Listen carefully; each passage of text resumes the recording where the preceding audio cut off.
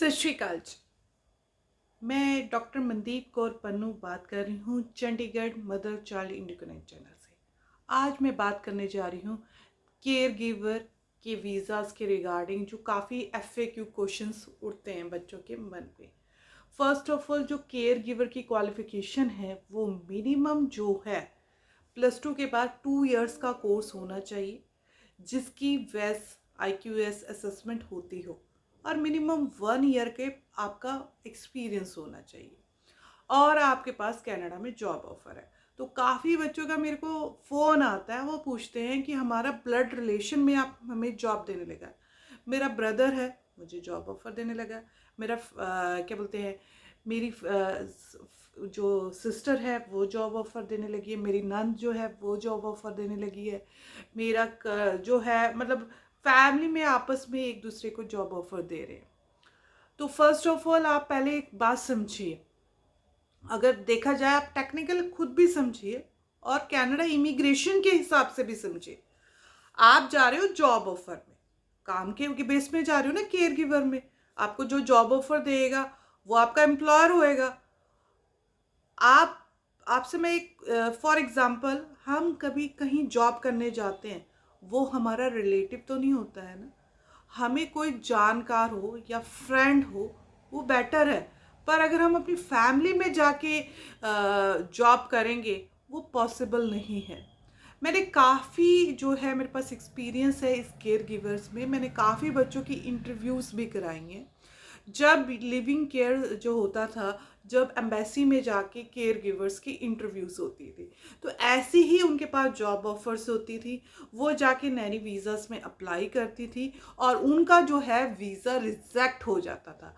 तो उनको जो एम्बेसी ऑफिसर था वो ये कहता था कि आप अपने रिलेटिव के घर में काम करने जा रहे हैं तो वो आपको क्या सैलरी देगा।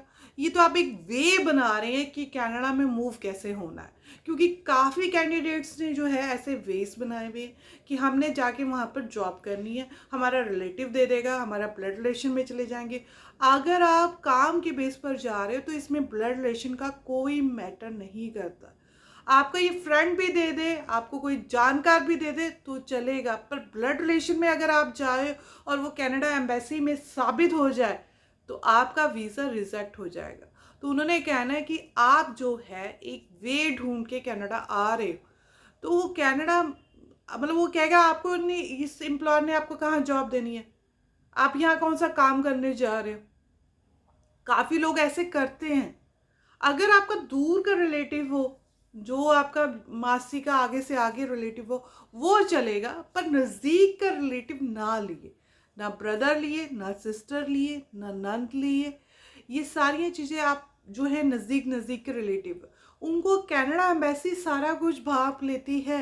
ऐसी गलतियां ना करिए, क्योंकि जो मैंने बच्चों की इंटरव्यूज़ कराई हैं, मैं उस एक्सपीरियंस के आधार पर कह रही हूँ, काफ़ी के इसी रिगार्डिंग वीज़ा रिजेक्ट हुए। बच्चे हर क्वेश्चन अच्छा जवाब दे जाते थे, पर जब उनका ये एम्प्लॉयर के बारे में पूछा जाता था तो वो बताते थे कि ये हमारा नहीं, तो वो साबित हो जाता था, क्योंकि सारा कुछ तो पता लग ही जाता है। अगर आपकी सिस्टर होगी, आपको वो जॉब ऑफर देगी, तो उसके फादर का नाम भी वही होगा और आपके फादर का नाम भी वही होगा, वहाँ से तो साबित हो जाएगा। तो ये सारी चीज़ें जो हैं कनाडा एम्बेसी को पता है कि एक जो इमिग्रेंट है वो वे ले रहा है कनाडा में मूव होने। अगर आपने जाना है, मैं कहती हूँ आप जाइए, पर आप सही वे पर जाइए। जो अगर हम रिलेटिव के पास जा रहे हैं वो तो हम एक सिर्फ वे जा रहे हैं ना कनाडा में जाने के लिए, हम वहाँ काम करने तो नहीं जा रहे। एम्बेसी देख रही है कि केयर गिवर पर बंदा आ रहा है, ये काम करेगा कि नहीं करेगा, ये सारी चीज़ें देख रही है। तो मैं आपको कहूँगी कि आप ब्लड रिलेशन की तो जॉब ऑफर ना लिए। अगर आपका दूर का रिलेटिव है, कहीं वो फ्रेंड है या वो तो चलेगी, पर नज़दीक के रिलेटिव की जॉब ऑफर ना लिए, ये मैं आपको सलाह दूंगी। और काफ़ी बच्चे मुझे ये भी पूछते हैं कि इंटरव्यू आएगी कि नहीं आएगी। जो ये नया प्रोग्राम है उसमें तो इंटरव्यूज़ आ नहीं रही है, पहले प्रोग्राम में आया करती थी, अब इस प्रोग्राम में नहीं आती, क्योंकि डायरेक्ट पीआर जो रिसेंटली वीजेस आए हैं उसमें किसी में भी इन नैनी की इंटरव्यू नहीं आई है। काफ़ी इंस्टीट्यूट कहते हैं कि भाई नैनी की इंटरव्यू आएगी आएगी आएगी, वो एम्प्लॉयर आपकी इंटरव्यू लेना चाहे बेशक अलग बात है, पर एम्बेसी अब जो है इंटरव्यूज़ नहीं ले रही केयर गिवर्स की। रिसेंटली 2019 के बाद जो नया प्रोग्राम लॉन्च हुआ था, ये केयर गिवर का, home child care provider, home support worker, इनमें किसी की इंटरव्यू नहीं आई। जो इंटरव्यूज़ आई भी थी वो जो पिछला प्रोग्राम चल रहा था, जिनकी री अपील्स लगी हुई थी, उनकी इंटरव्यूज़ आई थी। जिनके वीज़ाज रिजेक्ट होकर वो री अपील गए थे, उनकी इंटरव्यूज़ आई थी। पर नए प्रोग्राम में किसी की इंटरव्यूज़ नहीं आई। पहले इंटरव्यूज़ ज़रूर आया करती थी 2015 से लेके 19 वाले प्रोग्राम में, जिसमें लिविंग केयर था। उसमें हम लोगों ने काफ़ी बच्चों की इंटरव्यूज़ की तैयारी कराई भी है और हमें इतना पता है एम्बेसी क्या क्या पूछती है। तो उसके रिगार्डिंग आज मैंने आपको थोड़ी सी ये अपडेट देनी ज़रूरी सी, क्योंकि ऐसे मुझे कॉल्स आते हैं और काफ़ी बच्चों के क्या है, फाइल्स के जो है ये स्लो प्रोसेस चलता है।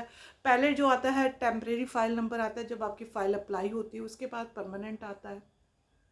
धीरे धीरे इसका जो प्रोसेस है आपको मैं हमेशा हर वीक दिखाती हूँ।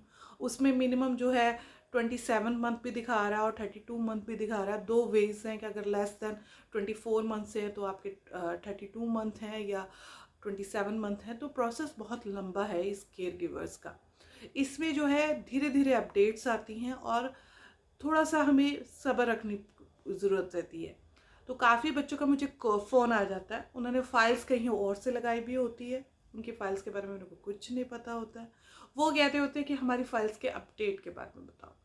तो फर्स्ट ऑफ ऑल है कि आप बच्चों, मैं आपको ये कहना चाहूँगी कि आपकी फ़ाइल के बारे में मैं तो अपडेट नहीं बता सकती, क्योंकि मुझे आपकी फ़ाइल के बारे में कोई इंफॉर्मेशन नहीं है। पर मैं आपको एक सिनेरियो बता दिया कि फ़ाइल जो है वो काफ़ी लंबी चल रही हैं। 2-2 साल बाद इनके वीज़ास आ रहे हैं, पर इनमें इंटरव्यूज़ नहीं आ रही, इतना बता रही। काफ़ी बच्चे मुझे क्वेश्चन करके पूछते हैं, हमने इस टाइम फ़ाइल आई थी, अब हमारी बायोमेट्रिक्स है, तो कितनी देर तक वीज़ा आ जाएगा। तो फर्स्ट ऑफ ऑल है, आपने अपने लॉयर से फ़ाइल लगाई होगी, ठीक है ना जी, आपने उसे पैसे भी दिए होंगे, तो पहले आपको फ़र्ज़ बनता है उन्हें कांटेक्ट करने का कि मेरी फ़ाइल के बारे में अपडेट क्यों नहीं आ रहा है। अगर वो आपको ठीक बताते हैं तो वेल एंड गुड है। फिर आप आईआर से, अगर वो बता नहीं पा रहे हैं तो आप जाके कनाडा की वेबसाइट में हेल्प सेंटर भी है, वहाँ एफएक्यू है, वहाँ आप कांटेक्ट कर सकते हैं।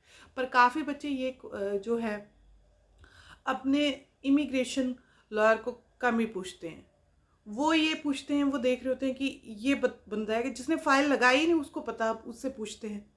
हम तो जस्ट आपको बता सकते हैं बायोमेट्रिक्स के बाद, अगर देखा जाए किसी का 6 महीने के बाद रिजल्ट आ रहा है, किसी का 7 महीने के बाद आ रहा है, किसी का 8 महीने के बाद आ रहा है।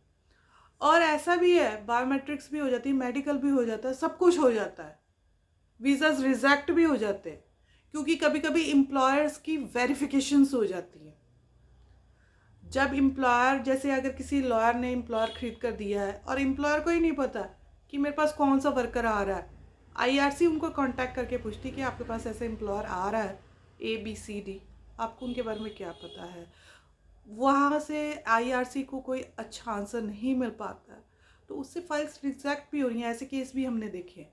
तो इसके बारे में कुछ कंसर्न कि अगर बायोमेट्रिक्स हो जाए, मेडिकल हो जाए तो वीज़ा लग जाएगा, पक्का ही है, श्योरिटी है। ऐसे श्योरिटी कोई भी नहीं दे सकता, मैं तो बिल्कुल नहीं दे सकती श्योरिटी, क्योंकि ये सारा इमिग्रेशन पर डिपेंड है कि वो आपकी फाइल्स को कैसे देख रहे हैं। तो आपने अगर एम्प्लॉयर खरीदा है तो आप अपने एम्प्लॉयर से एक बार बात करो, किसी लॉयर के थ्रू खरीदा तब भी आप बात करो, ये मैं आपको कहना चाहूँगी।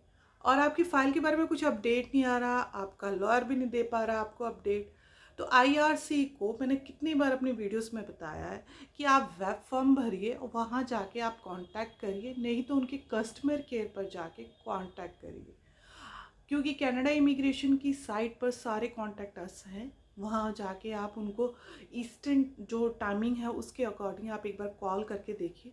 अगर वहाँ पर भी आपको जवाब नहीं मिल पाता तो वेब फॉर्म भरिए, वेब फॉर्म का रिज़ल्ट आता ही है। हमने काफ़ी जो कैंडिडेट्स हैं हमारे, उनके हमने वेब फॉर्म भरे थे और उनकी कोई ना कोई अपडेट हमें मिली है। तो आप जिसकी भी फ़ाइल जहाँ से भी आपने लगाई है, आपने उन्हें पैसे दिए हैं, सारा कुछ दिया है, तो आप उनका, आपका फ़र्ज़ बनता है आपको अपडेट करने का, आप उनसे कांटेक्ट कर सकते हैं। तो ये थोड़ी सी अवेयरनेस वीडियो थी। अगर आपको अच्छी लगी हो तो चैनल को लाइक ज़रूर करिए और सब्सक्राइब ज़रूर करिए। Thank you so much.